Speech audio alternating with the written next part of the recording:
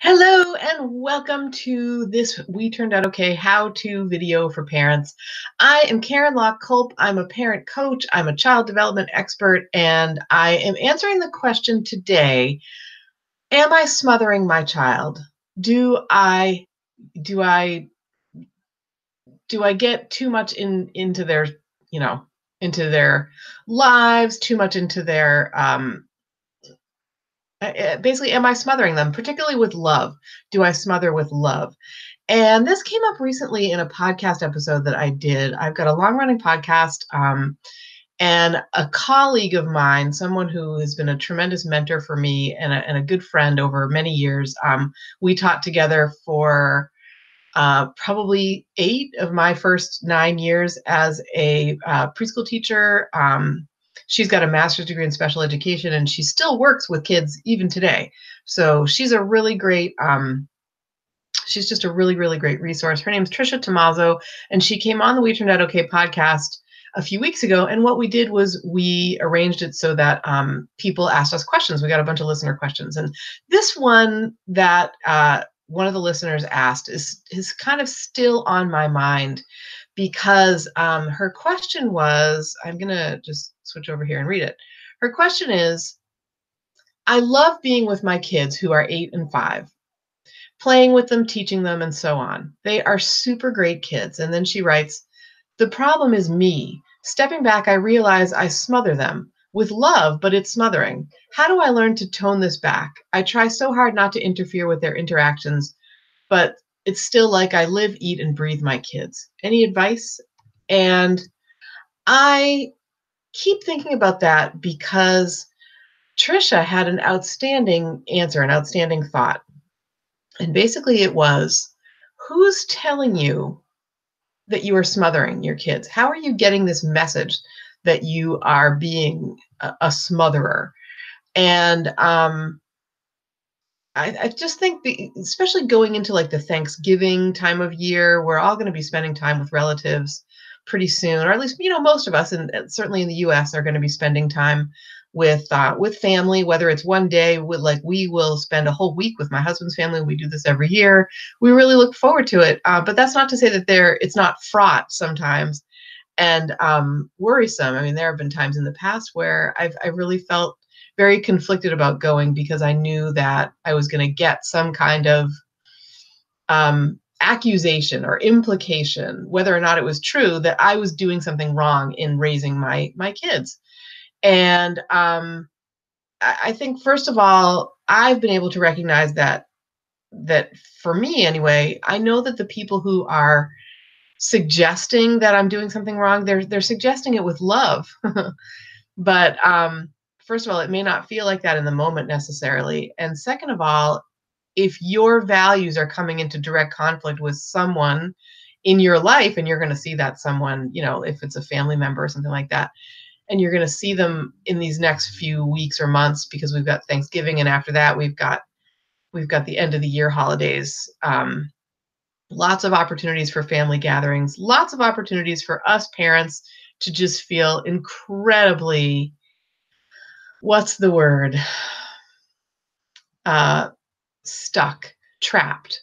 Like, we know that we're going to go into this situation and we're going to basically be given the message that we are doing something wrong, or that that somebody around us doesn't agree with what we're doing as we raise our kids. And this is so incredibly common. And I wanted to use this particular question as a jumping off point for that, because Trisha Tommaso, my colleague, says in our We Turned Out Okay episode recording, she says to Sabrina, can you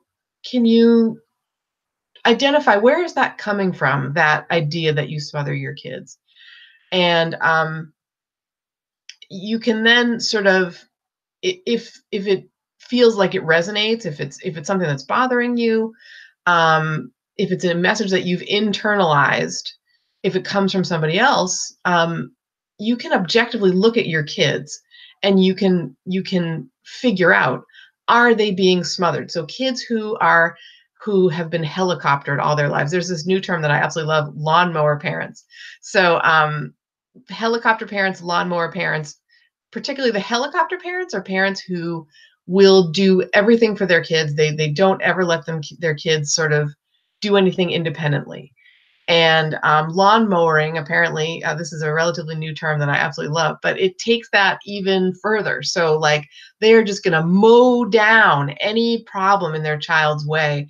And I've been reading about parents who their child, this is an elementary school age kid who every day he would get in the car and his mom would say, what happened at school today? And he would sort of detail all these arguments or gossip or things like that. And she would go into school and she would tell her his classmates, you did this wrong, you did that really wrong. And like um that, talk about a helicopter parent. I mean, or a lawnmower parent, trying to make everything, trying to perfectly arrange everything for our child.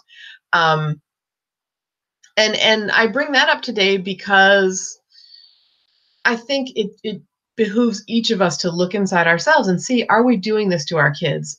A child who is being helicoptered or lawnmowered, raised in a way where their parent does everything for them and never lets them be independent, those kids are going to have certain hallmarks.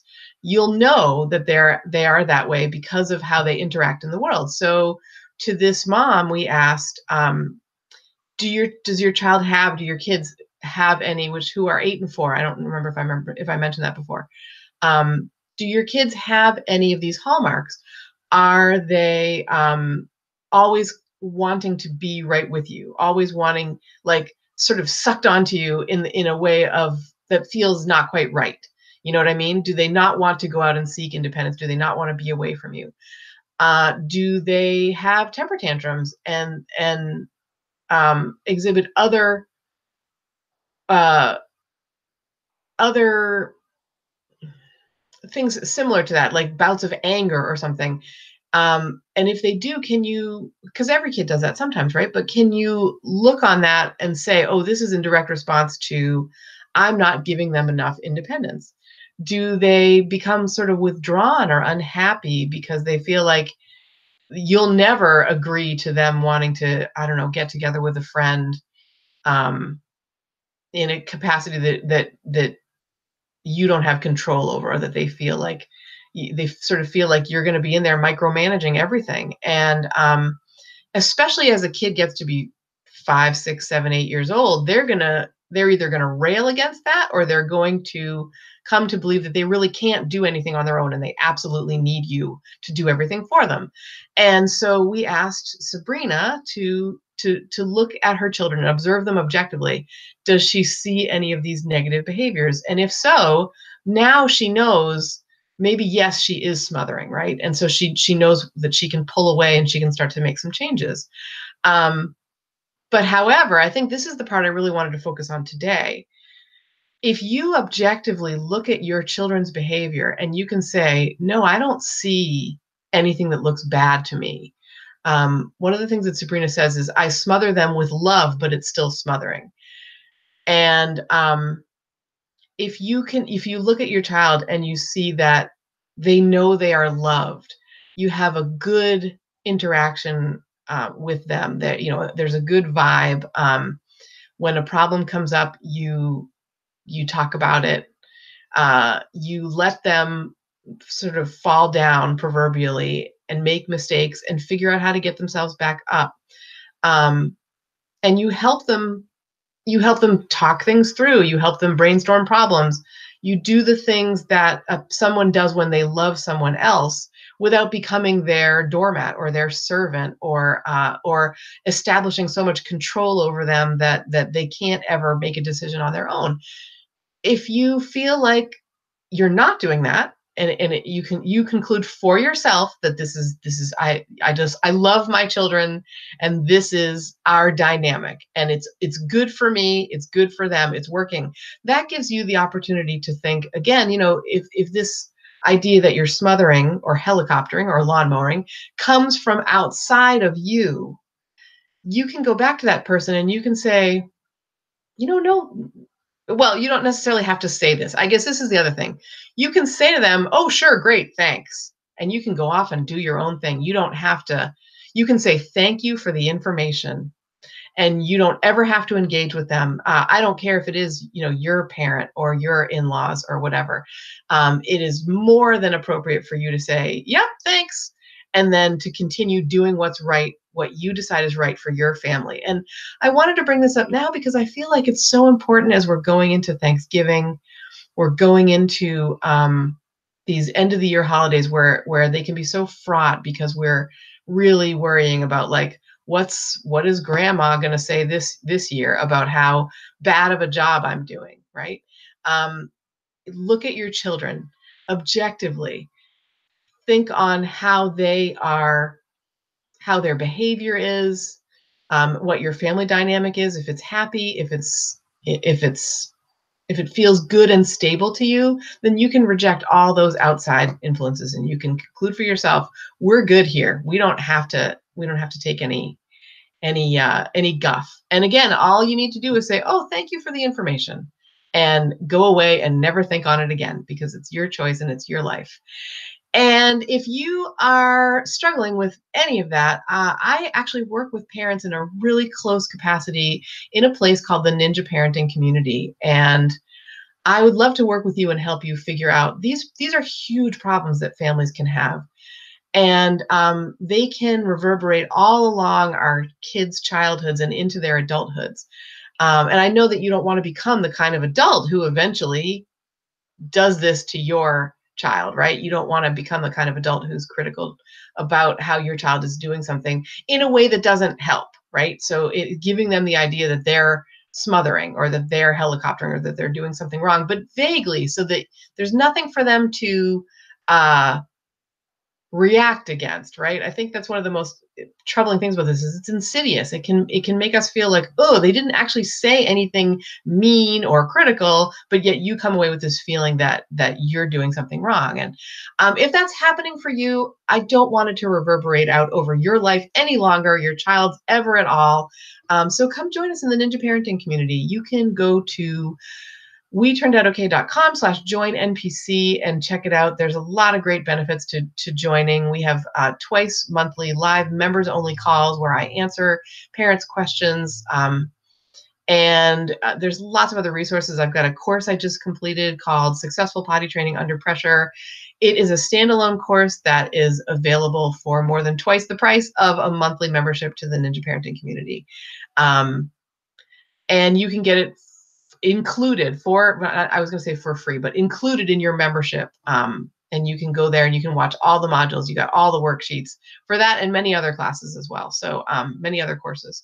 So consider that. And in the meantime, I really, really hope this video helps you have a better end of the year, have better family time with with the people that you love, right? Because that's what it's all about, having good times with the people that we love. So thank you so much for watching. If you got something out of this video, please share it with a friend. Hit the like button. Subscribe if you'd like to hear more from me, because I do these every Thursday. Well, on Thanksgiving, I won't do it that day, but I do them most Thursdays. And I am just wishing you a really pleasant week. Have a great parenting week, and we will see you next time. Bye.